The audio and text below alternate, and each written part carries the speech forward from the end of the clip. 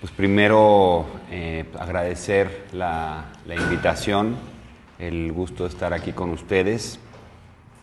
Agradecer a la doctora Paulina Monjarrás, a nombre de la coordinación de licenciatura. Agradecer al maestro Guillermo Martínez Gutiérrez, al doctor José Refugio Martínez Mendoza, pues por la organización de estas jornadas de charlas filosóficas en el marco de la conmemoración de los 250 años de Manuel María Gorriño. Me parece un excelente pretexto para discutir, para analizar, para conocer diferentes posiciones en torno a la ciencia, en torno a las humanidades. Me parece también importante que la comprensión de nuestros problemas en la actualidad tengan que hacerse también a la luz de nuestra historia. Es decir, me parece necesario que conozcamos cómo se ha dado el conocimiento histórico de la ciencia, cómo se ha dado el conocimiento histórico de las humanidades y en un caso específico de la filosofía, contra estas tendencias de atomización del conocimiento o de hiperespecialización de las ramas, en donde muchas veces no percibimos las conexiones, los diálogos con otras tradiciones, con otras áreas del conocimiento. Ese es uno de los problemas que vemos hoy día desde las aulas, desde nivel medio superior, nivel bachillerato, como también en las aulas universitarias, que los estudiantes llegan, por ejemplo, en un área de sociales, pues no conocen ni siquiera lo básico de cuestiones de ética, por ejemplo, ¿no? O alguien que estudia, vamos a poner, una ingeniería, pues no tiene ni siquiera las nociones básicas de discusión sobre planteamientos políticos sociales, que también su actividad va a tener impacto por ahí. Entonces me parece que es necesario este tipo de jornadas. Me da la impresión de que permite pues por lo menos propiciar este tipo de reflexiones de manera un poquito más amplia, ¿no? Es decir, hay que generar estos canales de diálogo, de reflexión, de intercambio, y siempre reconociendo la diversidad cultural, ¿no? para fortalecer este trinomio tan complejo que es el de filosofía, ciencia, sociedad. Y finalmente pues agradezco mucho a ustedes que estén aquí. Sé que la carrera de filosofía tiene 1 año más o menos, 2 años. Es la más pequeña que tenemos en el país, cosa que nos da muchísimo gusto. Como parte del observatorio, recuerdo cuando nos enteramos que abrían la carrera de filosofía, pues esos son buenas noticias, ¿no? Esas sí son buenas noticias. Y pues mi deseo es que florezcan muchos proyectos por aquí. Mi deseo es que estos proyectos filosóficos, humanistas, pues sean benéficos para la sociedad, no solamente de aquí del Estado, sino del país y de la cultura en general. No lo digo solo por echar flores a la inauguración de una carrera, lo digo como una necesidad. Es necesario que la universidad genere más vínculos con la sociedad, y una parte de ello está en la labor que hacen ustedes como estudiantes. Entonces, pues los felicito a todos ustedes por ser parte de esto, y desde luego a la coordinación por los mejores deseos. El día de hoy, para entrar un poco más en materia, pues el tema de la exposición es sobre el positivismo en México. Este es lo que ya estaremos trabajando. El positivismo en México es un periodo en la historia ubicado en el siglo XIX, que tiene implicaciones educativas, tiene implicaciones políticas, tiene implicaciones para el desarrollo de la ciencia, para el desarrollo de la filosofía posteriores. Digamos que en la historia de la educación en México, el positivismo tiene un lugar de primer orden, el positivismo de Augusto Comte, que ahorita voy a estar hablando del positivismo. Y es importante porque, como dice Leopoldo Sea, es una filosofía política social que fue adecuada por Gabino Barreda, ¿no?, a la circunstancia decimonónica mexicana decimonónica, ¿no? Es decir, este proyecto se viene a anudar al proyecto liberal juarista a través de la fundación de la Escuela Nacional Preparatoria, ¿no? Es por un lado. El positivismo también tiene como importancia que bajo sus premisas se formó una multitud de discípulos que de una u otra manera empezaron a dispersar el espíritu cientificista ausente en esos años en el país. Y también lo tiene porque de ahí se educaron sus propios enterradores, si podemos llamarlo así, es decir, una generación que viene después, que es el Ateneo de la Juventud, impulsada por Justo Sierra, fundador de la universidad, allá por 1907, 1908, y donde salieron figuras relevantes para el ámbito de la cultura, de la educación y la política en México, en el México post-revolucionario, ¿no? Es decir, estoy hablando de Antonio Caso, José Vasconcelos, Alfonso Reyes, Pedro Enrique Sureña, que era un dominicano, Diego Rivera, Manuel M. Ponce, Martín Luis Guzmán, etc. Es decir, que el positivismo encierra muchas aristas de análisis que vamos a ir mencionando un poquito, para que lo vayan ubicando. Lo primero quizás también sea, antes de entrar de lleno al positivismo en México, es que ustedes tengan presente qué es el positivismo así en general, y de él se puede decir muchas cosas, voy a tratar de ser sintético. El positivismo es una concepción filosófica y sociológica que impulsa un francés llamado Augusto Comte y que tiene como característica principal el rechazo a la metafísica. Y rechaza la metafísica por no ser un saber constatable por la experiencia sensible, ¿sí? Por la relación del sujeto con el objeto, y rechaza la metafísica por considerarla un saber vago, un saber dudoso. El positivismo también, como corriente, deja fuera lo que es el ámbito de la psicología, es decir, la introspección, y se va a situar siempre en los fenómenos, es decir, que el positivismo parte de los hechos y siempre va a volver a ellos. Es una corriente como filosófica, como digo, y sociológica, entonces estamos hablando de una corriente epistemológica también, ¿sí? Es una postura epistemológica, que es lo que vamos a ir describiendo ahorita un poquito. El positivismo, entonces, decimos, vuelve a los hechos, los describe, obtiene datos de los fenómenos de la realidad, y a su vez estos datos que recibe es lo que le permite elaborar teorías, ¿no? Y finalmente, así dicho en general, el objeto de estudio del positivismo se halla en las leyes que rigen estos fenómenos, es decir, las leyes que rigen a la realidad. Como digo, aquí hay un problema básico de epistemología, que los que ya han cursado cursos de epistemología se darán cuenta, es la relación de un sujeto que conoce y un mundo conocido. En este caso hablamos del problema de cómo conocemos la realidad, cómo la explicamos, cómo la ordenamos, etc. ¿Sí? Entonces, al dejar de lado concepciones metafísicas, el positivismo está situado en una posición muy peculiar. Augusto Comte, su fundador, él va a tener la concepción de filosofía, es decir, él tiene una noción de filosofía tomada de Aristóteles, y por ello es que va a entender que por filosofía entiende un sistema general de concepciones humanas, ¿no? Todas las concepciones que engloba al ámbito humano, y el término positivo o positiva es una manera muy peculiar de filosofar, en el cual las teorías, la finalidad de las teorías es la coordinación de los hechos observados. Es decir, que el positivismo es un sistema vinculado a las concepciones humanas, con este modo específico de estudio, basado en la investigación de los métodos de las ciencias naturales, ¿sí? El positivismo se basa en el método de investigación de las ciencias naturales.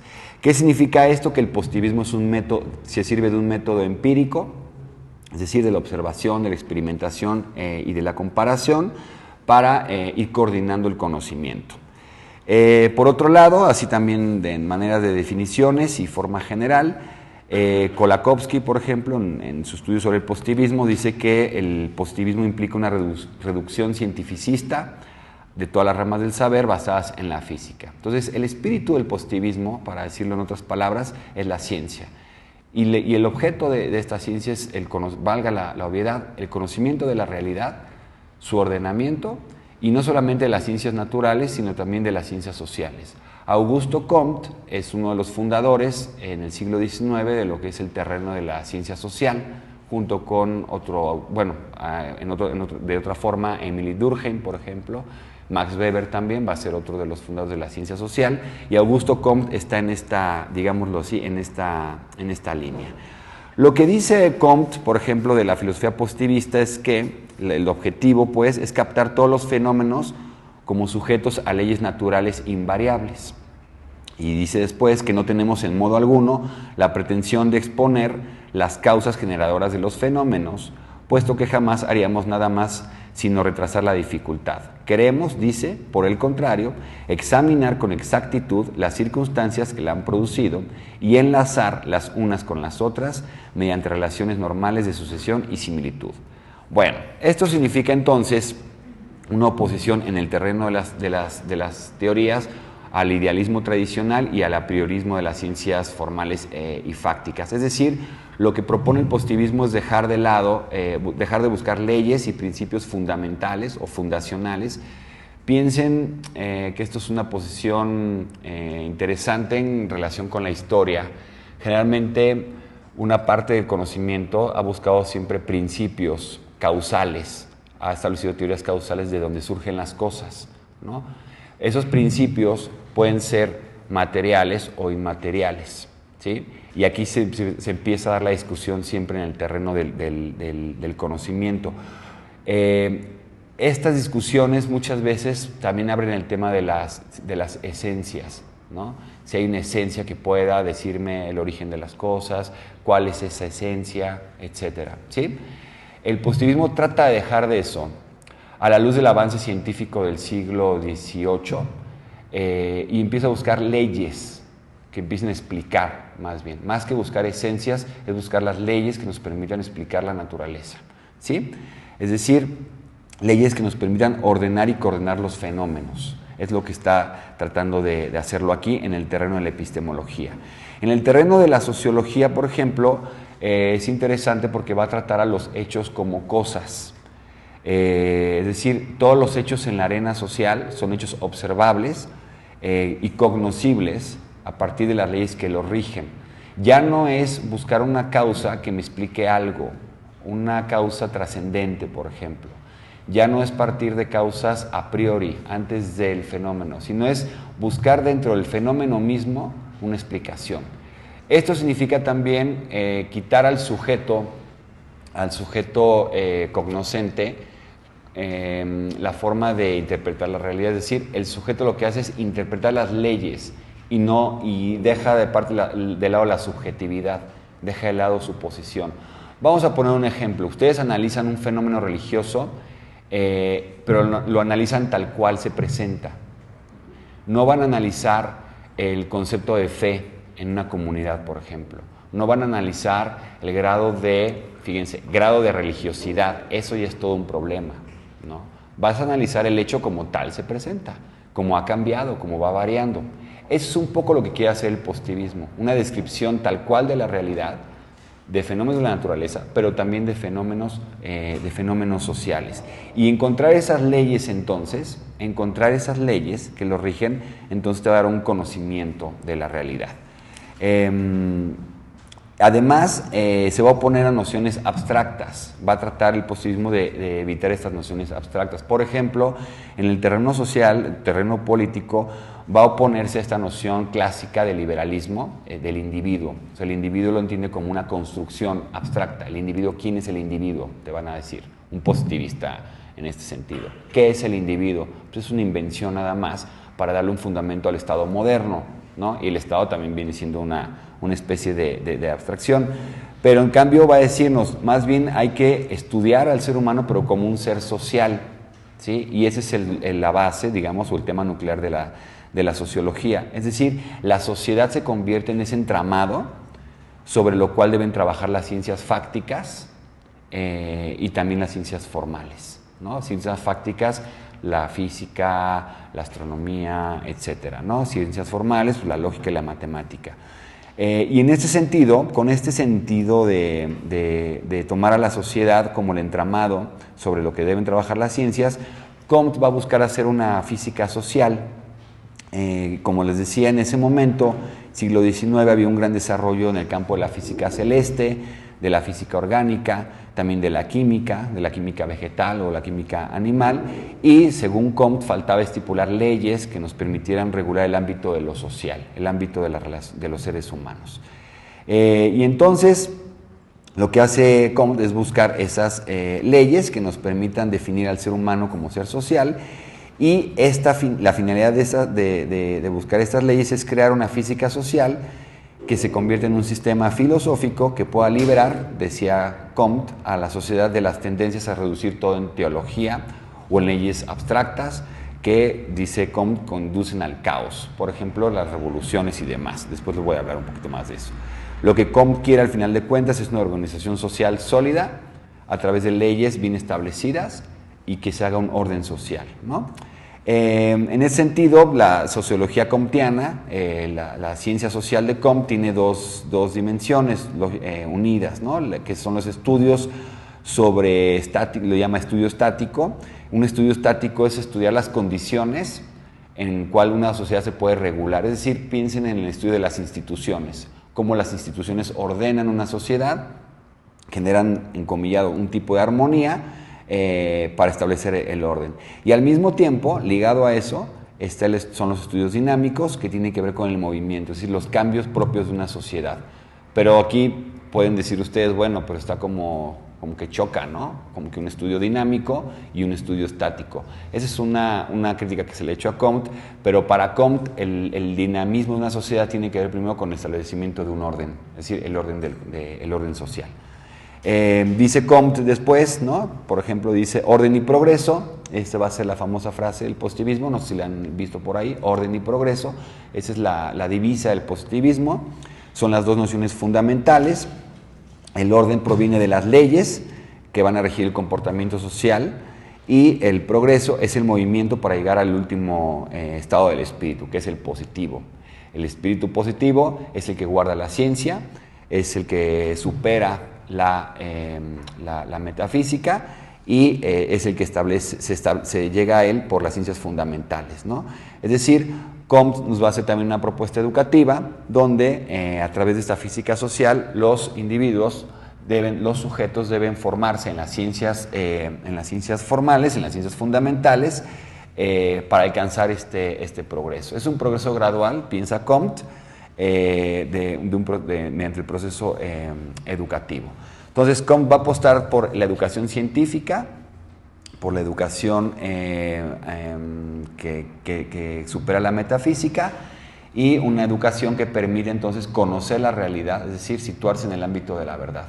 Hay que entender estos planteamientos a la luz de otra noción muy importante, que ahorita los voy a bajar a México después, porque son los que van a entrar aquí en México. Y este es el otro aspecto importante de la filosofía positiva, es la concepción de la historia que sostiene el propio Augusto Comte. Es una concepción de la historia muy peculiar, que se ha discutido bastante, porque Comte dice que la historia está regida por tres estados, o que la historia ha pasado por tres estados, o que la historia va en un progreso, ¿no? Y lo va dividiendo en tres estados o tres leyes, si lo quieren ver así. El primer estado sería el estado teológico o ficticio, que es este periodo, digámoslo así, de la historia donde se da la creencia del espíritu, el espíritu humano busca en la naturaleza las causas primeras, las cosas, los principios que expliquen el origen de las cosas, ¿no? El orden de las cosas. Es decir, aquí en este estado teológico, le llama él, es el estado teológico o ficticio, el conocimiento humano va a fundamentar a partir de cuestiones sobrenaturales, de fuerzas sobrenaturales, ¿no? Piensen en el fetichismo, piensen en los politeísmos, también en un tipo de monoteísmo. Este estado teológico, dice Comte, es abandonado después por un estado metafísico o abstracto, donde lo que vamos a encontrar es el cambio de estas fuerzas sobrenaturales. Se suplantan esas fuerzas sobrenaturales y van a colocarse ahora principios abstractos, ¿no? Principios como substancia, como causalidad, como motor, como causa, efecto, etc. Es decir, estos fenómenos que observamos en la naturaleza ahora son suplantados, ¿no? Por nociones abstractas que provienen ya solamente como construcciones del pensamiento. Este es el estado que llama él el estado metafísico o abstracto. Y finalmente el estado positivo o científico, que es el que Comte está vislumbrando en su época, es cuando el espíritu ha dejado de lado, el espíritu humano ha dejado de lado estas nociones abstractas, absolutas, ¿no? Piensen que el estado metafísico es que genera la idea por ejemplo, el uno, el absoluto, el gran motor, ¿no? Y dice Comte, se van, como el ser humano no alcanza a responder estas cuestiones metafísicas, entonces va dejando de lado el debate del origen y de las causas últimas de los fenómenos, y a partir del razonamiento y de la observación de los fenómenos empieza a coordinar hechos particulares, ¿no? Y algunos hechos generales. Dice Comte que este es el verdadero conocimiento del ser humano, es el único conocimiento al cual podemos acceder nosotros, a lo que se nos presenta en el mundo, ¿no? A buscar esas leyes, a coordinarlos, y eso es, dice Comte, el único y definitivo estado de la inteligencia humana. Entonces, justamente por ello es que la función de la filosofía pues es descubrir esas leyes naturales que son invariables, dice Comte, y deja de lado estas nociones. Este es el tercer estado, el estado positivo, y el estado científico. Y esta es la idea lineal, digámoslo así, es una idea, se dan cuenta, es una idea lineal de la historia, es una idea progresiva de la historia, donde en cierta forma le está poniendo una finalidad ya, ¿no? En algún momento tendremos que llegar a este estadio, al estado positivo científico, y es el estado de la ciencia, ¿no? Vean otra vez el peso que le está metiendo ahí al conocimiento humano a través del método científico. Dice Comte que el estado teológico, para que lo entiendan un poquito mejor, el estado teológico puede ser equiparado al mundo feudal, por ejemplo, ¿no? En el tema de la organización social, es decir, donde los reyes, por voluntad propia, ¿no? A su vez que eran asumidos como representantes de una voluntad divina para gobernar, ellos eran los que ordenaban el mundo. ¿Y qué es lo que veíamos se puede ver en el estado feudal? Pues organizaciones políticas verticales de dominación, donde está la servidumbre, que sostiene toda la estructura social, económica, y hasta arriba pues están los reyes, están los papas, ¿no? Con esta idea abstracta de un derecho divino, ¿no? O de una ley divina a la cual el ser humano tiene que someterse. Es eso lo que socialmente hablando Comte quiere hacer de lado. Por otro lado, el estado metafísico, esto lo estoy diciendo porque va a tener impacto en México, no solamente para hablarles de Augusto Comte. Por otro lado, el estado metafísico, Comte lo va a pensar a la Revolución Francesa, es decir, la Revolución Francesa generó un caos a través de las ideas abstractas como la libertad, del contrato social también, como Rousseau, porque Comte va a ser un crítico del contractualismo rousseauiano y de toda esta Revolución Francesa, porque él dice que en realidad no establecieron un orden, sino un nuevo caos, ¿no? Y también va criticando ahí. Y por último, el estado positivo, para que lo ubiquen socialmente, pues es el estado de la industrialización, es decir, significa el orden y la coordinación de la producción, significa el orden y la coordinación de los estratos sociales, ¿no? Es decir, si se dan cuenta, el positivismo en este nivel está muy vinculado al desarrollo de las fuerzas capitalistas, que eso también va a ser algo que se va a poder criticar después. Finalmente, dice Comte que para el positivismo, pues, la historia de las sociedades tiene que ver con una evolución, un progreso, y el carácter del positivismo es el que va a propiciar esas leyes científicas que puedan dar cuenta de una buena fundamentación del orden social. Y esta misma noción que tiene de la historia, Comte la tiene para el espíritu humano. Dice, por ejemplo, así nosotros, es decir, el espíritu humano, así cada uno de nosotros, al analizar su propia historia, no recuerda haber sido sucesivamente, en lo que se refiere a sus nociones más importantes, un teólogo en su infancia, un metafísico en su juventud y un físico en su madurez. Ese es un poco el sentido de Augusto Comte a través de la historia, a través del conocimiento, ¿no? Está moviéndose aquí en varios niveles, es el nivel de la epistemología, el nivel de la sociedad y el nivel de la historia, ¿no? Y finalmente, como decíamos, una historia con un fin bien determinado, que es la época del positivismo. Bien, estas nociones no van a ser ajenas a la cuestión mexicana. Esas nociones son las que van a traerse a México en el siglo XIX, otras veces y cómo, y son las nociones que van a dar un giro también al conocimiento en México, van a permitir una nueva etapa, si se puede decir así, en el terreno educativo. Es decir, para hablar un poquito ya de la situación en México, el positivismo como programa educativo se introduce en la época de Benito Juárez, es la época de la Constitución de 1857, de las leyes de reforma, y es un momento muy complejo en la historia, como ustedes lo deben de saber, porque es la necesidad de orientar y consolidar a México como una nación liberal. Esto requería entonces una palanca sólida que le diera sentido al proyecto político, al proyecto económico, al proyecto social, y esta palanca la van a encontrar en la educación. Y aquí está el autor, uno de los autores claves, es un poblano que se llama Gavino Barreda, fue clave en todo esto. Gavino Barreda era un médico, bueno, estudió medicina estudió leyes primero y lo dejó, no terminó de concluir leyes, y luego estudió medicina. Y bueno, se dice que él luchó en el 1847 contra la intervención norteamericana, y luego al poco tiempo se fue a París. Allí en París es conducido por un amigo que es el doctor Pedro Contreras Elizalde, también una figura importante aquí en México, y él lo lleva con Augusto Comte. Y entonces Gavino Barreda pues tiene cercanía en los cursos de filosofía positiva que daba allá en el Colegio de París, Comte. Bien, Barreda regresa a México en el 51, dicen que atendió su consultorio hasta el 63 y dio cátedras en la Ciudad de México de física, de medicina, historia natural y de anatomía en la Escuela de Medicina.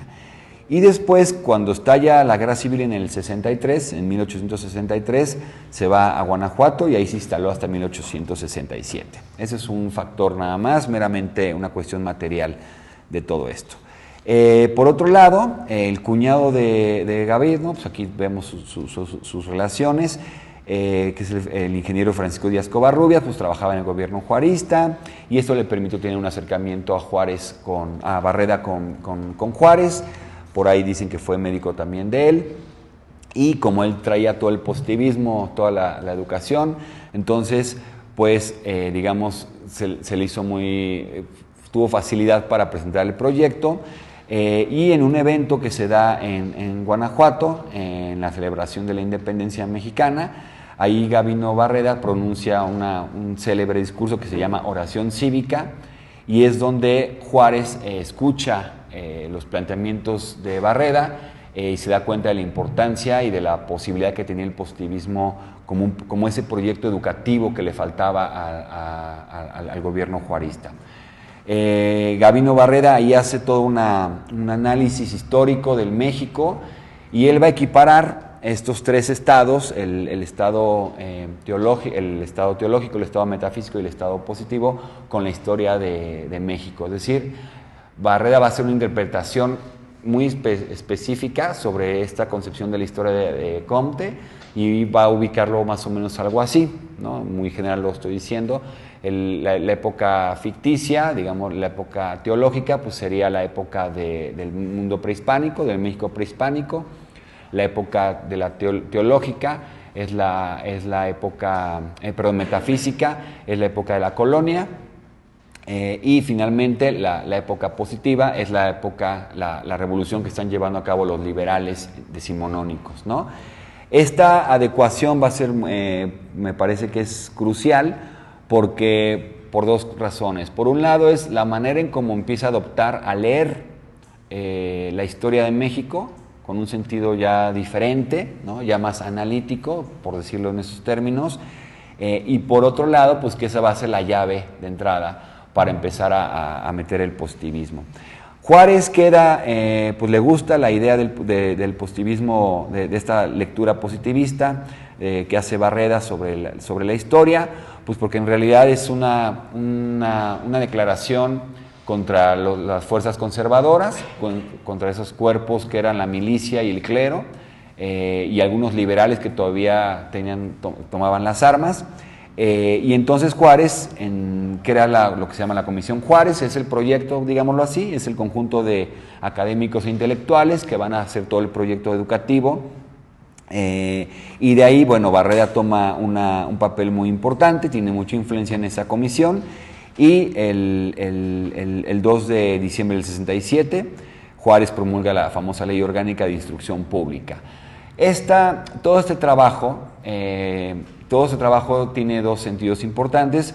El tema de la educación en México, para los que se interesen en ella, pues no es algo tan sencillo. No hay que conocer los contenidos, se discuten contenidos, programas, temas, materias, y todo el siglo XIX, después de la Guerra de la Independencia, encontramos una disputa muy fuerte por si enseñar religión, si enseñar humanidades, si enseñar ciencias, qué ciencias sí, qué ciencias no, y luego aprobaban un programa educativo y hagan de cuenta, literal, a los 2 meses lo eliminaban, ¿no? Los programas educativos estaban mucho a voluntad de fuerzas, más que de instituciones como lo tenemos hoy día, ¿no? Ustedes vienen aquí, estudian, están las materias,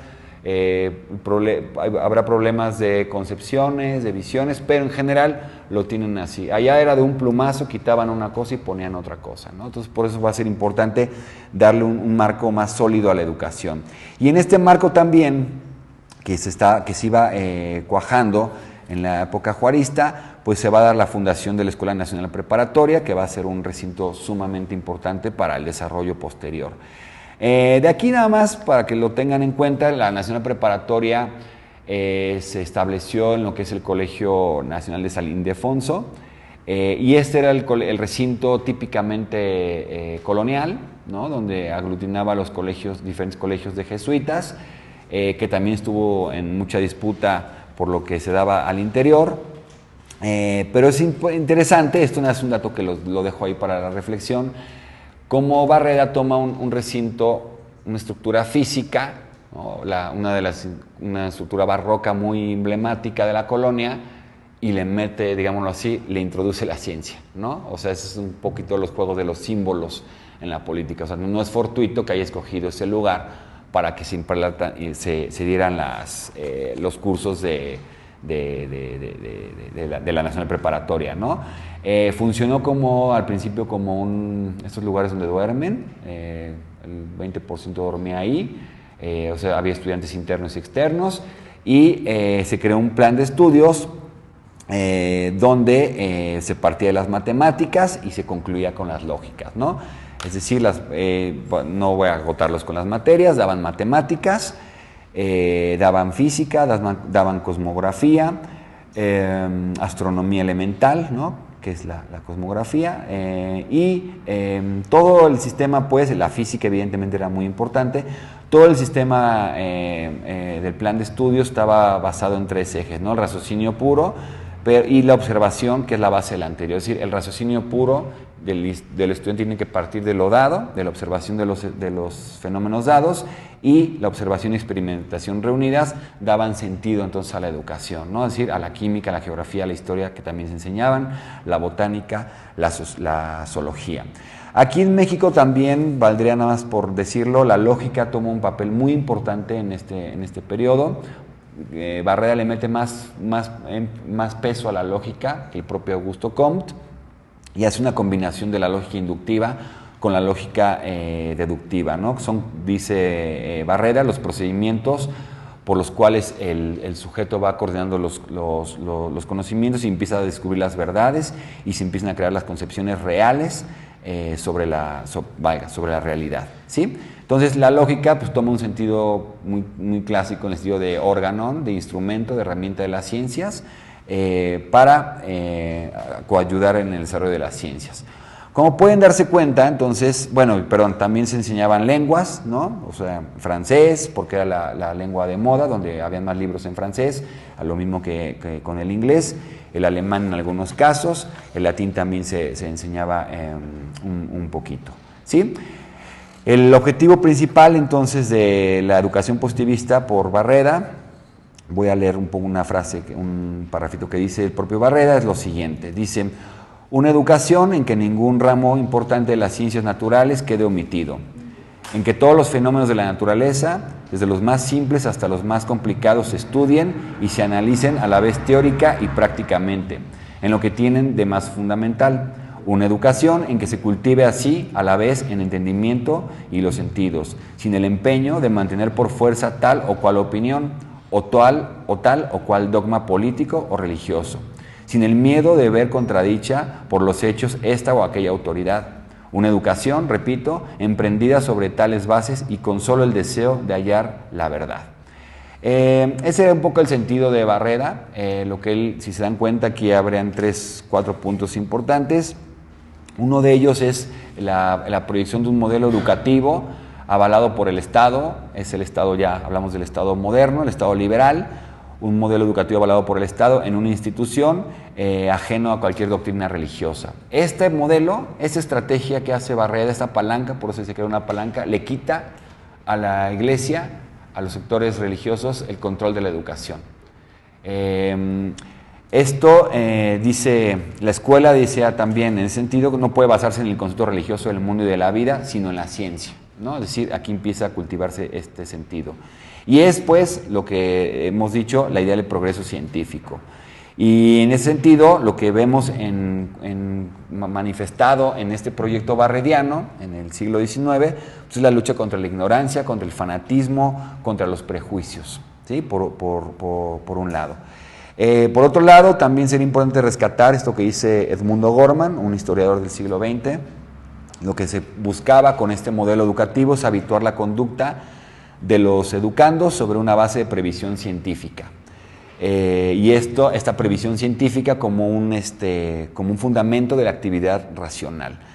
Esto significa entonces, como ya dije también al principio, lo mismo con Augusto Comte, abstenerse de las investigaciones de causas eficientes y esencias para transparentar las leyes, es lo que se está buscando con este modelo, transparentar leyes que sean de invariable sucesión, de coexistencia y al mismo tiempo de similitud con otros fenómenos, es decir, la coexistencia y el conocimiento de los fenómenos. Como pueden darse cuenta, aquí este modelo entra también por la necesidad del gobierno de enfrentarse al dogma católico. Piensen, miren, les voy a poner aquí un ejemplo bastante interesante. En esta idea de superar las concepciones religiosas, de luchar contra las fuerzas conservadoras y militares, no era un asunto fácil.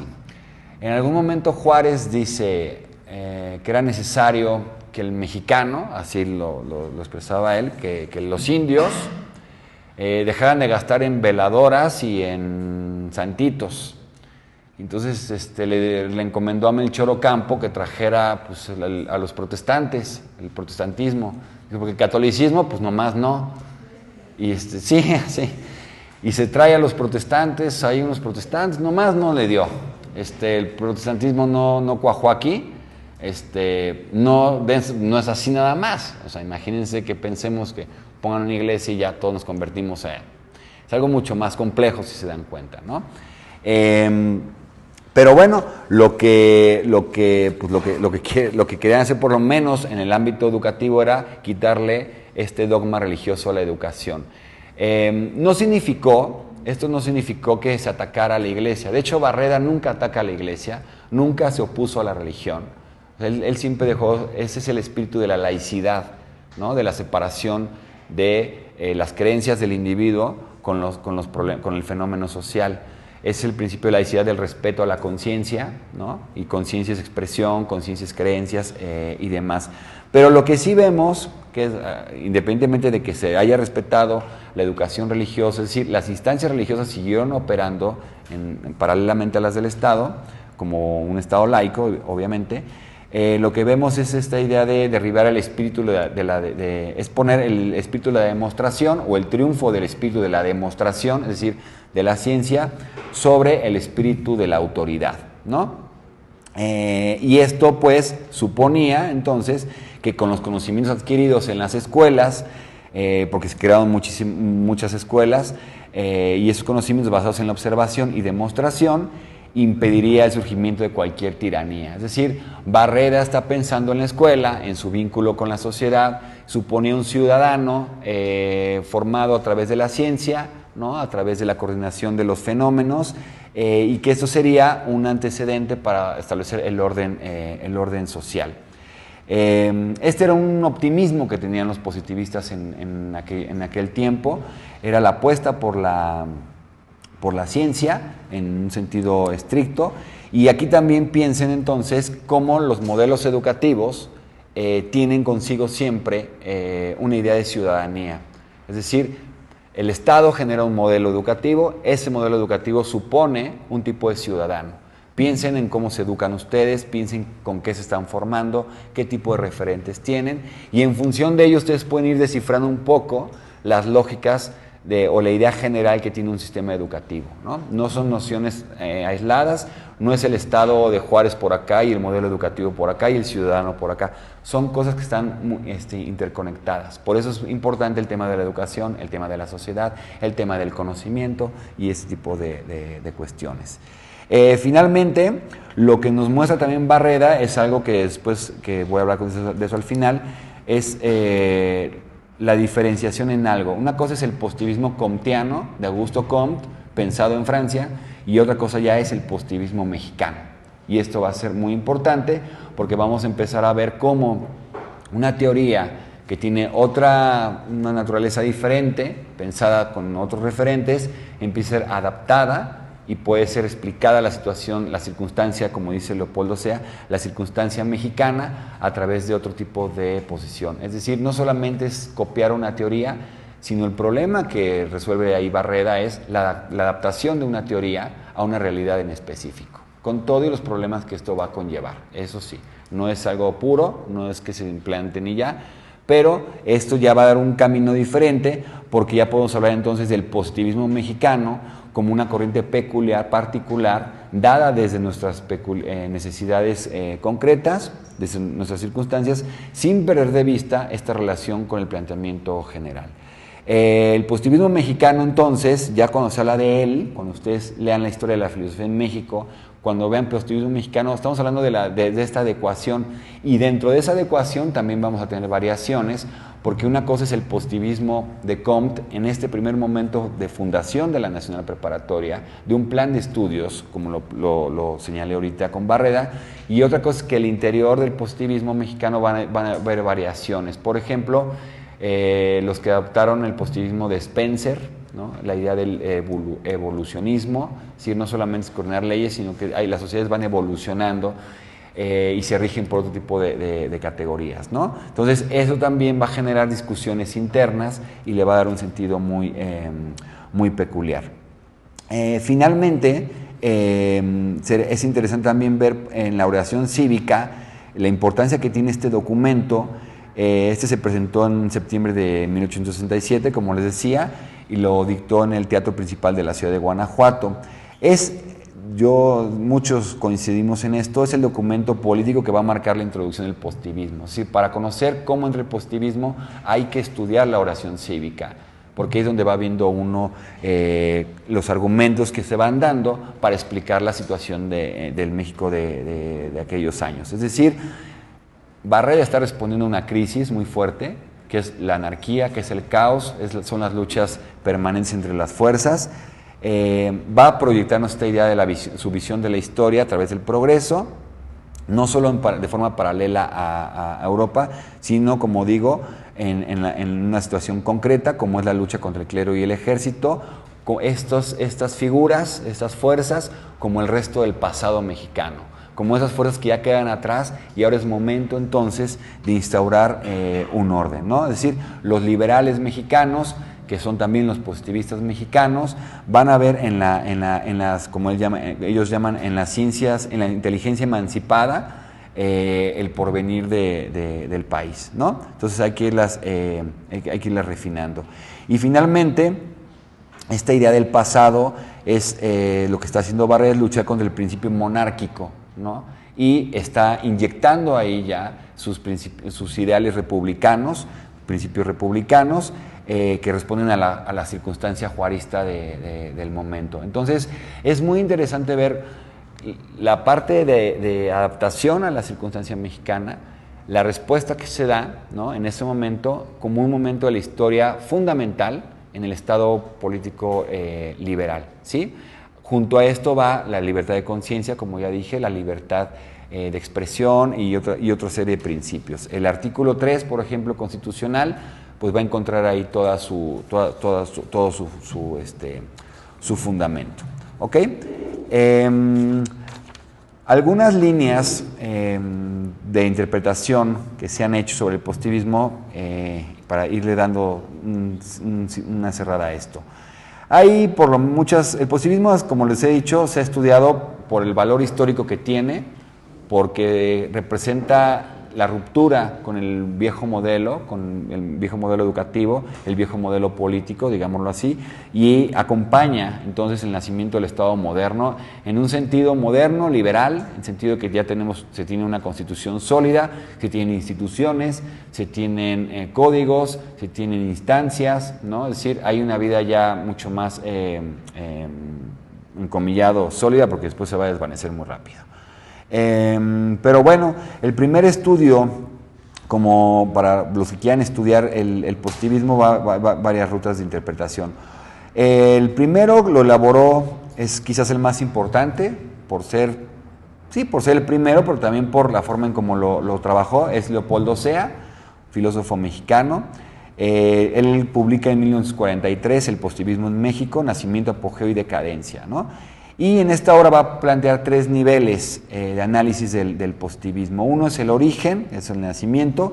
Eso tiene que ver con todo el contexto que nos va a presentar tras la lucha independentista, en el que se da este choque que hemos señalado, conservadores y liberales. Es decir, que el antecedente inmediato para entender el positivismo es entender al positivismo como una doctrina al servicio de la clase liberal triunfante, ¿sí? Y al mismo tiempo, como antecedente, hay que entender al positivismo como esta doctrina que va a permitir entonces luchar con lo que Luis Mora llamaba los intereses del cuerpo, con el clero y la milicia, ¿no? Ese es siempre el primer antecedente que tenemos que tener en cuenta, el contexto. El segundo, que es el desarrollo, tiene que ver un poco con esto, ¿no?, con la forma de leer de Gabino Barreda, de adaptarlo a la circunstancia mexicana, del proyecto educativo, y con la formación de sociedades científicas como la Metodófila, que va a ser una sociedad científica muy importante, va a generar una revista, la revista Positiva, y ahí vamos a empezar a encontrar la divulgación, la difusión de artículos científicos de diferente naturaleza, que van a permitir también el desarrollo de la ciencia y la filosofía en esos años. Eso es, digámoslo así, la parte de desarrollo de apogeo, y su decadencia. También tiene una decadencia el positivismo, como siempre sucede. Tiene que ver, por un lado, como ya dije, con las pugnas internas de los positivistas al interior de la Nacional Preparatoria, por las propias variaciones del positivismo. También tiene que ver con la lucha que hay externa hacia el positivismo. La Iglesia nunca estuvo de acuerdo y hubo sectores conservadores que siempre estuvieron atacando al positivismo. Por ejemplo, un chisme que era de esos años, en el internado, como les decía que era internado, un chico se suicidó porque creo que reprobó una materia. Eso es real. Y se suicidó, ¿no? O sea, se la tomó muy en serio. Y entonces la prensa conservadora en esos años sacaban artículos diciendo que el modelo barrediano llevaba a los estudiantes a que se suicidaran y que era, ¿no?, entonces que había que quitarlo.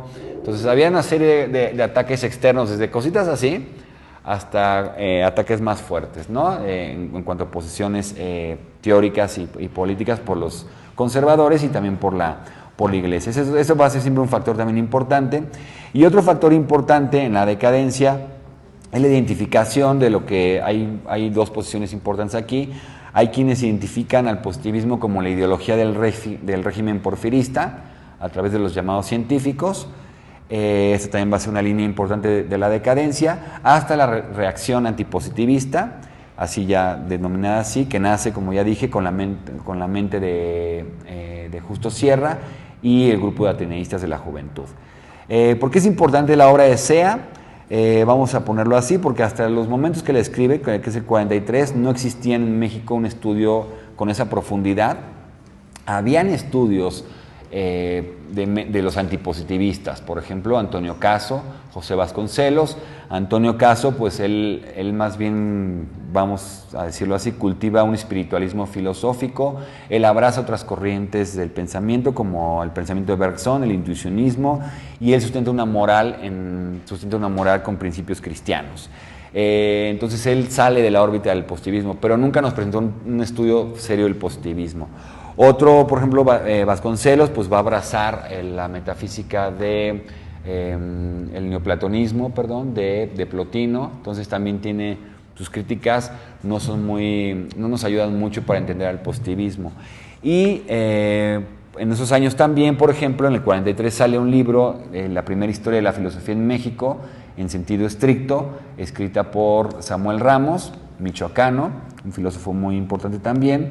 Y en esta obra Ramos va a hablar del positivismo, pero no va a dar la hondura que nos da Leopoldo Sea. Para Ramos, nada más para comentarlo, Ramos va a analizar el positivismo, pero solamente para enmarcarlo en una crítica que él está haciendo a la adopción de filosofías, ¿no? Él decía que tenemos que buscar lo nuestro, lo nacional, lo mexicano y demás, y no nos da tampoco muchas luces en torno al positivismo. Será entonces la lectura de Leopoldo Sea la que va a abrir entonces en México el interés desde la filosofía, desde la historia y la educación, sobre el valor del positivismo. Otro enfoque interesante también lo pueden encontrar en Edmundo Gorman. Edmundo Gorman va a hacer un estudio serio sobre Justo Sierra y los orígenes de la universidad. Y aquí O'Gorman es el que nos va a dar luces sobre los planes, que lo que les estaba contando un poquito, que siempre están cambiando, los planes de estudio, de sus contenidos, de sus variaciones, de las luchas ideológicas y concretas entre liberales y conservadores del siglo. Es decir, lo que nos va a mostrar O'Gorman es que el positivismo no entra nada más porque sí, y no se adapta nada más porque sí. Hay antecedentes también en cuanto a los contenidos que también ya podemos encontrar, es decir, ahí es el impulso de nuestra propia historia también, ¿sí? Como modelo educativo. Y finalmente, lo interesante en la parte de O'Gorman es justamente ver las discusiones que se van a establecer entre la enseñanza de la filosofía, de la ciencia, las humanidades y la religión. Y bueno, habrían dos posiciones más, me parece que no puedo no mencionarlas para el estudio del positivismo. Una sería la de la doctora Carmen Rovira. Carmen Rovira es uno de los referentes actuales más importantes del pensamiento del siglo XIX. Ha dedicado vida y obra al siglo XIX. Al siglo XX también, es un especialista en filosofía, es un referente obligado en filosofía mexicana, la doctora Rovira. Ella coordinó una serie de volúmenes, son 3, que se llama así El pensamiento filosófico mexicano del siglo XX y primeros años del siglo XX, y con un conjunto de investigadores, pues nos ha rescatado otras vertientes desde el siglo XIX, que seguramente ahí conocimos a Gorriño muchos, ¿no? A través de lo que ella llama los discursos. Es tomar ella los textos originales de los pensadores y los van ordenando, ¿no? por corrientes y por vertientes. En cuanto al discurso positivista que nos presenta, bueno, ahí rescata, por ejemplo, a Barrera, Horacio Barrera, que es el hijo de Gavino, Justo Sierra en la primera parte de su formación, y otros. Y es ahí donde uno puede entonces conocer cómo el positivismo de Comte tiene una forma de adaptarse aquí, el de Spencer tiene otro, esas discusiones y demás. Lo importante, me parece que es lo rescatable en el trabajo de la doctora Rovira, es ver cómo el pensamiento mexicano, ya se habla de un pensamiento mexicano, busca responder a problemas específicos y concretos del aquí y del ahora, ¿sí? No solamente inquietudes generales, sino inquietudes vinculadas a lo propio, a lo mexicano, y que es también lo mexicano. Y también otra cosa que nos deja ver la doctora Rovira es que el positivismo se desarrolla en un cúmulo de posiciones, no solamente es una vertiente, es decir, no podemos estudiar la historia de la filosofía en México pensando en una sola corriente. Hay muchas corrientes y subcorrientes e intensidades. Finalmente, otra corriente importante, otro trabajo importante es el del maestro Gabriel Vargas Lozano, quien también ha estudiado mucho al positivismo, pero el horizonte de él lo va a hacer desde la filosofía política, guiado por su formación marxista. Él, en resumidas cuentas, lo que hace es poner las contradicciones teóricas y materiales que conlleva la adopción del positivismo. Y se va a oponer, por ejemplo, a algunas nociones que son muy comunes, ¿no? Como esta que les decía de Leopoldo Sea, de que el positivismo fue la ideología del porfiriato. Vargas Lozano dice que no se sostiene eso. Y por otro lado, también va a mostrar algunas contradicciones propias del positivismo, por ejemplo, la idea del individualismo, que es propia del capitalismo, que es propia del liberalismo, y la abraza el positivismo, va a chocar con su concepción social. Ahí siempre vamos a encontrar una tensión entre individuo y sociedad. Es una disputa muy interesante esa. También la idea de derecho natural, que sostiene el liberalismo, no la va a sostener el positivismo. Es decir, son contradicciones que al adaptarse a la situación mexicana, al mezclar, digámoslo así, liberalismo con positivismo, van a estar ahí siempre chocando en cierta manera. Y otras más, ¿no? Digamos también desde la visión del Lombardo Toledano, un autor de los 30, de los 40, la del doctor Mauricio Beuchot, el propio Alberto Saladino, que ustedes ya lo conocieron. Cada uno tiene su manera muy peculiar de estudiarlo. Me parece que en conjunto arrojan elementos interesantes, valiosos, que nos permiten entonces entender nuestra historia, así de una mirada oscilante, abierta, no solamente a través de una posición, sino de diferentes momentos, ¿no? Esto nos permite entender a la filosofía así en su creación, por ejemplo, en su adopción, en la creación de instituciones, en su transformación, ¿no? En su impacto social, cómo impacta la filosofía en la sociedad, en los modelos educativos, ¿no? Es decir, el positivismo, al estudiar el positivismo nos permite entender una parte más de este binomio que es filosofía, sociedad, ciencia. Para los que se interesan por nuestra historia, pues el positivismo parte siempre de ahí, van a entenderlo como un momento de ruptura, pero también de consolidación, de pensamiento filosófico y de pensamiento científico al mismo tiempo. Me parece que entender el positivismo es entender un poco lo que requerimos hoy, los análisis sobre el valor de la ciencia, sobre el sentido de la ciencia o de las ciencias, el análisis sobre nuestras culturas y una serie de discusiones que del modelo educativo, por ejemplo, tiene que estarse cuestionando también a la luz de otro tipo de problemas también. El positivismo, mi posición al respecto, tendría algunas fallas que podríamos ya ir viendo hoy, ¿no? Una de ellas es que de estudiar ciencia no se sigue el progreso, ¿no? De estudiar ciencia no se sigue el progreso. Progreso es una categoría muy problemática porque entraña posiciones. ¿El progreso para quién? ¿No? ¿El progreso de qué? Rousseau en algún momento criticaba esta idea en el discurso de la Ilustración, el progreso de las ciencias. Pues decía, yo veo degradación, yo veo esclavitud, yo veo cadenas, ¿no?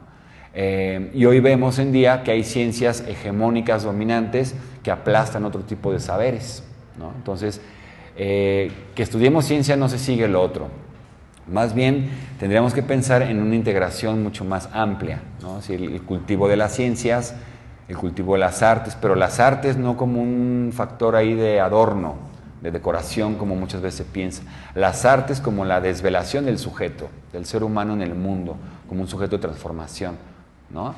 Estudiar ciencia solamente en un modelo también es riesgoso porque en una sociedad como la nuestra, multicultural, con las identidades que van irrumpiendo, un modelo de ciencia tampoco nos permite, un modelo nada más de ciencia no nos permite entender también diferentes problemas que estamos viviendo. Entonces, el positivismo tiene aciertos, evidentemente. Me parece que la clave está siempre en darle un sentido al Estado moderno, al Estado laico, quitarle a la Iglesia el control, propiciar una educación más analítica frente a la autoridad, frente al dogma. Tiene sus límites, como cualquier posición política educativa, y en su contexto pues tiene mucho valor. En el nuestro ahora me parece que tiene esta carga importante porque es el valor de la ciencia, ¿no? Y también Barreda pensaba en algún tipo de moral, la moral era algo más interiorizado del sujeto, no tan impositiva como lo que promueve un modelo religioso, ¿no? Son un poquitas las líneas, esa es una generalidad de un periodo importante que es el positivismo, que me parece que hay que analizarlo, es la invitación para esto, en su justa dimensión, sin mitificar personajes y sin mitificar posturas, ¿no? Siempre hay que tratar de verlas con sus límites, criticando pues, de buena forma las posturas para no hacer dogma de lo que no tendría que ser un dogma. Son algunas líneas que dejo abiertas para que podamos empezar a hacer la charla.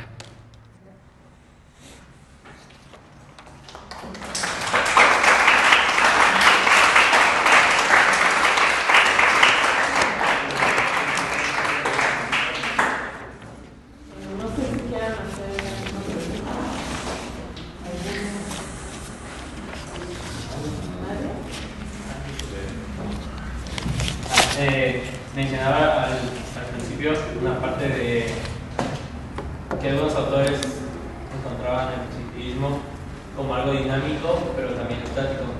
Entonces, podría ser que ese dinamismo consista en las causas que propician el lograr el positivismo, porque igual mencionaba que varios autores lo manejan como una serie de consecuencias. Ok. ¿Juntamos varias? ¿O cómo es la dinámica?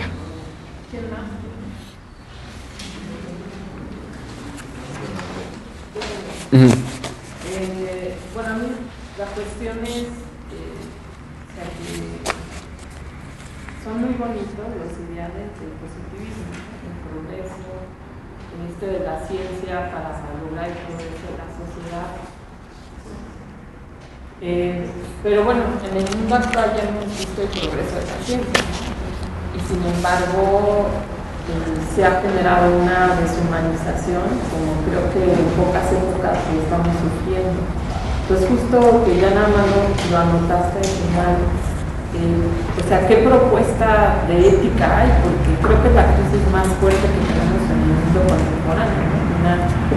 Entonces, ¿realmente crees que a partir del positivismo podríamos hacer una propuesta ética bien fundada? O sea, esa es mi cuestión. Yo pienso que justamente al eliminar la metafísica es muy difícil plantear una cuestión ética que se han propuesto, pero parece que no funciona. Ese sería mi punto.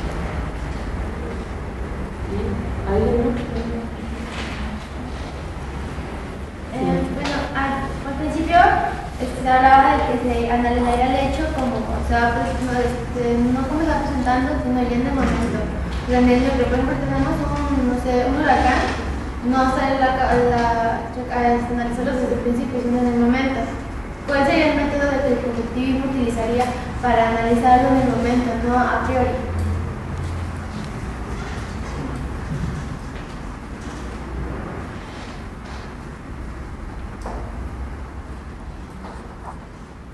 ¿Empiezo con estas? Sí. Bueno, sí, la discusión sobre el orden, el progreso, el dinamismo, siempre se critica mucho.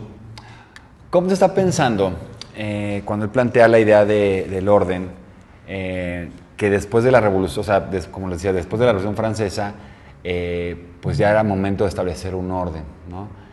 La pregunta siempre que se hace es, bueno, ¿cómo estableces un orden? ¿Cómo estableces un orden? Y cómo de pronto ya no va a haber progreso, es decir, porque ya llegaste al estadio positivo, ¿no? Siempre está esa tensión ahí. No, es muy difícil que puedas decir un orden, suponiéndolo y hablando de una sociedad dinámica, es decir, una sociedad que está en evolución, que tiene sus propias estructuras y su propio movimiento, ¿cómo lo estabilizas?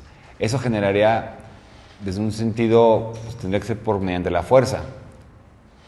Y imposición de fuerza, entonces ya nos lleva a otro problema.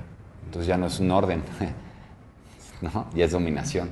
Y es justamente lo que pues, se supone que el positivismo trataría de salir, ¿no? Y no solo el positivismo, también otras posiciones. Entonces, esta idea, lo que pasa es que cuando tienes la idea de una finalidad, como Comte decía, ¿no? Pues la historia tiene una finalidad y ahora es el momento de las ciencias, pero él está pensando en el desarrollo industrial, ¿no? En este ordenamiento, pero también está dejando de lado que el sistema que está suponiendo un orden entraña desigualdad. O sea, el capitalismo es un sistema económico que de suyo genera la desigualdad. Entonces, ¿de qué orden vamos a estar hablando si el sistema de suyo genera desigualdad y se sustenta en la explotación del hombre por el hombre, por ejemplo? Entonces, no es solamente... Dense cuenta cómo estos tipos de argumentos son los que le van a criticar a Comte, el progreso, ¿no? Durkheim también se lo criticó, pero el progreso es un principio que tú pones, es subjetivo, ¿no? Como decían también Adam Smith, me parece, a ver si me corrigen, la idea de la coordinación, que las sociedades se coordinan solas, ¿no? O sea, suponían un poquito, la cooperación me parece es la palabra. Pues eso es subjetivo, tú estás suponiendo eso, pero de eso no se sigue que la sociedad opere por eso, ¿no? Entonces, aquí se puede aplicar lo mismo en Augusto Comte, o sea, decir que la ciencia te va a dar el progreso no se está siguiendo realmente, ¿no? O sea, esa es la crítica. Me parece que la tensión ahí siempre va a estar en cuanto al sistema económico, o sea, vean cómo analizar un modelo educativo, digo, científico, pues tenemos que enmarcarlo en una mirada mucho más amplia. Si no nos vamos a quedar cortos, porque efectivamente el positivismo pues, tiene una propuesta muy interesante en cuanto a la proyección de la ciencia. Incluso la construcción del edificio que hace Comte, que también sé que le va a seguir Barreda, salvo con la parte de la lógica que le agrega Barreda, es interesante la coordinación del conocimiento, ¿no? Sí, tiene un peso importante, pero también tiene otras fisuras, por lo cual hay cosas que no se pueden seguir sosteniendo, ¿no? En cuanto a la moral, pues la ética, pues efectivamente es un tema muy delicado. Del mismo modo, Comte, se acordarán, bueno, Comte hizo, al final de su ciencia positiva, escribió lo que se llama la religión de la humanidad.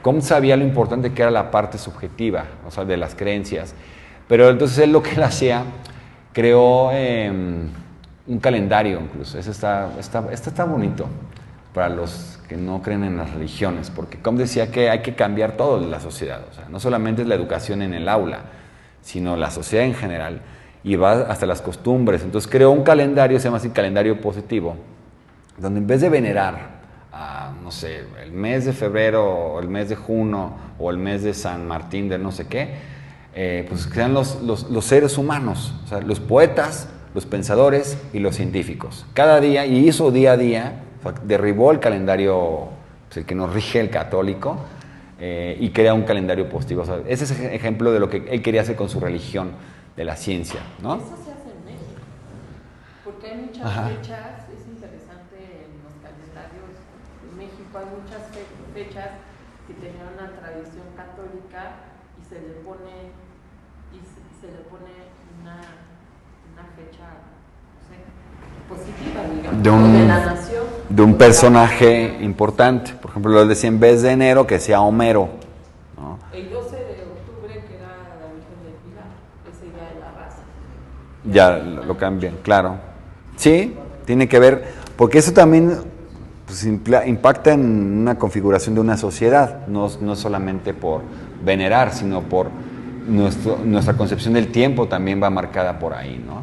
Entonces, lo que Comte quería era una religión de la humanidad, le llama religión de la humanidad, y esa es la ciencia, o sea, venerar la verdad. Al final de cuentas, es lo que proponía Comte. Y Barreda lo que hace es escribe una moral, pero él decía que el conocimiento de la ciencia lo que nos iba a posibilitar es diferenciar en el plano social qué es lo bueno, qué es lo malo. Nunca nos va a hacer una ética prescriptiva, ¿no? Sino simplemente va a suponer que el conocimiento científico, el ejercicio de la razón, el acercamiento con las verdades, pues va a posibilitar que el sujeto tenga la capacidad para diferenciar entre lo bueno y entre lo malo, ¿no? Y aquí sí, siempre va a quedar esta discusión ahí del papel de la metafísica en este tipo de planteamientos. Evidentemente es fuerte en el momento porque está atacando a la religión, porque está atacando a la fuerza dura, ¿no? Pero también sabemos que la religión ha tenido hoy día sabemos que la religión tiene otros factores sociales, otro tipo de beneficios, digámoslo así, de cohesión social, y también ha acompañado movimientos revolucionarios, y es decir, también tiene otros factores. La religión no solamente se reduce al control de la iglesia, ¿no? La religión tiene varias aristas con las cuales socialmente se puede estudiar, ¿no? Entonces también ahí va a estar, es algo importante. Y en cuanto a la manera del apriorismo, lo que se refiere es que el positivismo no va a reconocer ideas a priori, ¿no? Es decir, tú tienes un huracán, vamos a suponerlo así, pues tienes ya una teoría también de la que te vas a apoyar. No significa que siempre partes en cero, ¿no? Sino que la ciencia es acumulativa, ¿no? Pero es demostrada. Entonces lo que tú haces es demostrar la verdad de la ciencia, la verdad de una proposición, o la fabilidad de una proposición, etcétera, ¿no? Entonces, más que nada lo que está atacando es esa idea a ciertos apriorismos, ¿no? Justamente para no caer en ideas trascendentes o en principios que no sean demostrables y solo sean suposiciones, ¿no? Va un poquito más por ahí, ¿no? Tengo una pregunta. Si llega bien a traer positivismo en México, ¿por qué no llegó, digamos, no sé si fuera como la forma más correcta de llamarlo, como la segunda oleada del positivismo? Por ejemplo, ¿por qué no llegó aquí a México no pegó tanto, digamos, las ideas que exponía el Círculo de Viena? Por ejemplo, Hempel, Carnap o Popper. O sea, ¿pegaron aquí o no pegaron? ¿Por qué no fueron tan relevantes como fue en el caso de Comte, que incluso llegó a cambiar el modelo educativo aquí en México? Justamente ahí puedes ir viendo las fuerzas, ¿no? O sea, el positivismo le sirve a Juárez, ¿no? O sea, hay que ver esta relación siempre tan estrecha entre el proyecto político y el proyecto educativo. O sea, sí le entra como anillo al dedo, como dicen vulgarmente, ¿no? Se adoptan diferentes positivismos, como el evolucionismo, el de Spencer, por ejemplo, fue muy importante. Se discute mucho en las lógicas, la lógica de Mill, la de Timberlin y otras, ¿no? El Círculo de Viena va a tener presencia aquí, pero hasta los 60, 50, 60, más o menos. Antes no. Viene este periodo del positivismo, su decadencia, y los personajes que siguen, que son los que decían los enterradores, son gente que se formó bajo el positivismo, pero ellos ya habían una formación muy, muy estrecha, todo era ciencia. Entonces, autores, estos jóvenes ateneístas de 25 años, así como ustedes, empiezan a hacer una organización, se conforma la Ateneo de la Juventud, 1907, previo a la Revolución Mexicana. Y no teníamos instituciones todavía sólidas ahí. La Universidad Nacional se conforma en el 1909 o 1910, ¿no? La Nacional Preparatoria pues estaba regida por el positivismo. Entonces no tenías instituciones donde se pudiera generar otro tipo de vertientes, ¿no? Estos ateneístas lo que hacen es salirse de esa órbita y hacían sus cenáculos, sus reuniones, leían a Platón, leían a Baudrillard, leían a Nietzsche, hacían representación del banquete, daban conferencias, los apoyó mucho Justo Sierra. Justo Sierra en los inicios del siglo XX es la cabeza de la cultura, digámoslo así, del régimen de Díaz. Ellos son los primeros críticos del positivismo, los que después van a tomar las instancias.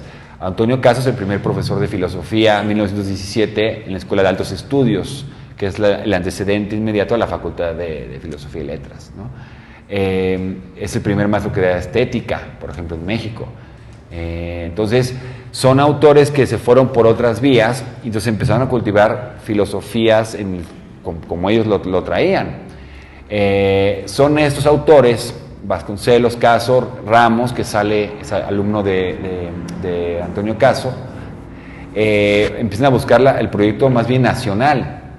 Aquí hay un cambio. Si el positivismo sirvió en algún momento para explicar, consolidar el proyecto juarista liberal, vamos a ver que hacia los años 20, en el México postrevolucionario, pues viene la idea de lo mexicano, y no es fortuito, porque lo que necesitabas ahora es darle una identidad a la nación, es decir, un México después de tantas convulsiones, ¿no?, de tanta guerra interna, con una constitución y con un caudillismo de día y noche, necesitabas buscar ahora lo nacional, necesitabas emanciparte de la filosofía, como decían, de los yanquis, necesitabas emanciparte de los franceses, porque los franceses era la moda en el porfiriato. Entonces, ahí es donde empieza a cultivarse en los años 20 la búsqueda de lo nuestro, de la cultura mexicana, ¿no? ¿Qué es lo mexicano? Y en los años 30 ya se empiezan a surgir obras buscando ya lo propio.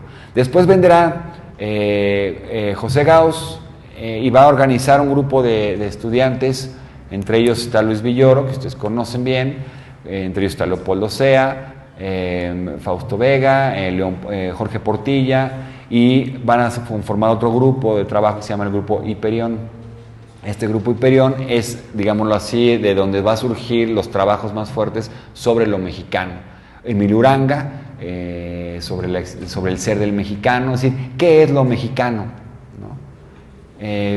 Ramos ya había dado algunas luces en los 30s, con esta idea que somos culturas asimiladas, que nos han impuesto, que solo copiamos, que traemos, entonces hay que buscar lo nuestro.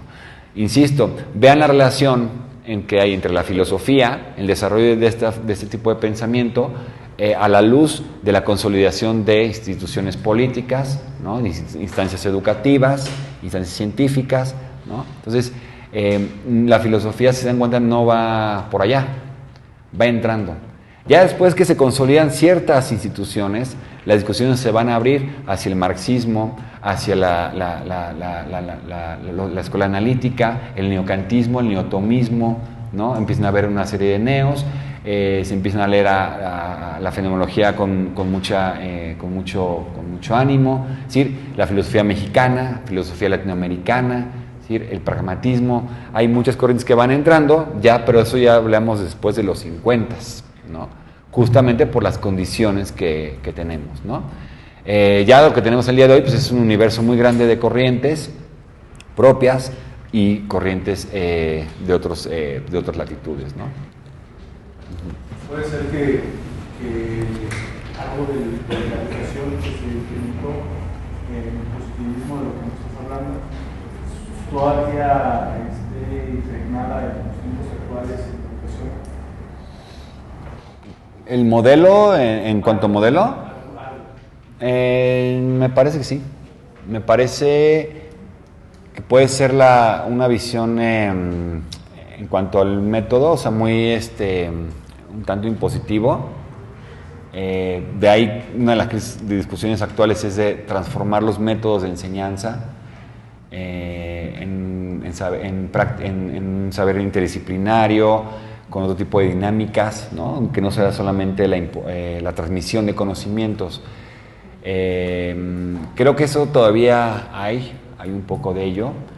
El peso de las ciencias también me parece que es importante, pero creo yo, mi valoración es que el peso de la ciencia está mal enfocado. O sea, no quiere decir que la ciencia no valga, o sea, sino más bien se piensa que estudiar ciertas áreas, ¿no?, ingenierías, ciertas de la ciencia dura, ciertas de ellas, es donde el estudiante tiene que ir. Las demás te vas a morir de hambre, o las demás pues, no sirven para nada, mejor estudia algo que te deje, ¿no? Y la estructura misma no permite que se entienda que la educación es algo mucho más allá que la transmisión de meros conocimientos o de meros datos. O sea, no sirve de nada generar datos, sentarse y escuchar datos. Lo que sirve es la autoformación, el diálogo, las discusiones, la crítica, y eso la filosofía siempre lo ha tratado de hacer, ¿no?, por lo menos en algunas vertientes. Entonces creo que sí, hay mucho trabajo que hacer. Sí, el positivismo pues fue, ¿cómo decirlo?, un principio rector en América Latina. Muy buena pregunta. El positivismo tiene muchísima influencia, es la bandera, digámoslo así, del mismo, un parecido, no digo igual, parecido aquí en México, que tuvo influencia para transformar el modelo educativo y el modelo político. También en Cuba lo tuvo, también lo tuvo en Chile, también lo tuvo en Brasil. De hecho, en Brasil, vean la bandera. ¿Cuál es el lema de la bandera? Orden y progreso. En Chile, en Brasil, perdón, sí se asimiló, sí, Comte, lo que les contaba de la religión de la humanidad, hay dos templos positivistas, uno está en Francia y otro está en Brasil, justamente. Búsquenlo un día en redes ahí, en el templo positivista, y van a encontrar ahí, hay uno que está en Brasil. En Brasil sí se adecuó el tema de la religión de la humanidad, ¿no? O sea, el saber la verdad y demás. Aquí no. Aquí el lema de orden y progreso, que es propio de Comte, Barreda lo transforma y le agrega libertad. Entonces, la Nacional Preparatoria de Libertad, Orden y Progreso. Libertad es el espíritu del liberalismo puro, ¿no? O sea, es la libertad que se requiere en ese momento. Como ya dije, libertad de conciencia, libertad de pensamiento, de tránsito, etcétera, ¿no? O sea, es el liberalismo puro. Entonces, vean, en Brasil no encontramos el tema de la libertad. Aquí sí. Cada región tiene su especificidad, ¿no? En Cuba ay, se me fue el nombre, el apellido, te les digo. En Chile un representante importante es Lastarria, Varona, Enrique Varona, es uno de los que llevó el positivismo en Cuba, y también fue muy importante. Entonces sí, el positivismo, toda la parte del 19, hacia finales del 19, hacia el inicios del 20, pues tuvo mucha presencia en México y en América Latina. Interesante, porque en Europa, en los años que Comte pensaba, que piensa en 1820 y tantos, pues tenías ahí a la par, yo hice un conteo una vez, son como 24, 25 corrientes al mismo tiempo, ¿no? O sea, vertientes del pensamiento. Entonces, aquí es chistoso porque aquí fue la dominante, la visión dominante, y en Europa tenías veintitantas al mismo tiempo, ¿no? Y variaciones, y entonces es una riqueza muy grande en una región tan pequeña como Europa, a comparación del continente americano, ¿no? Eso nos vuelve a hablar, insisto, de que no podemos pensar al positivismo o ninguna corriente ajeno a sus condiciones reales, ¿no? A las condiciones de su tiempo, ¿no? O sea, todas las posturas son hijas de su tiempo. O sea, hablamos de países colonizados, en luchas por la independencia, ¿no? contra dominaciones internas. Entonces, pues son otro tipo de condiciones en las que se da el pensamiento, la filosofía y la ciencia.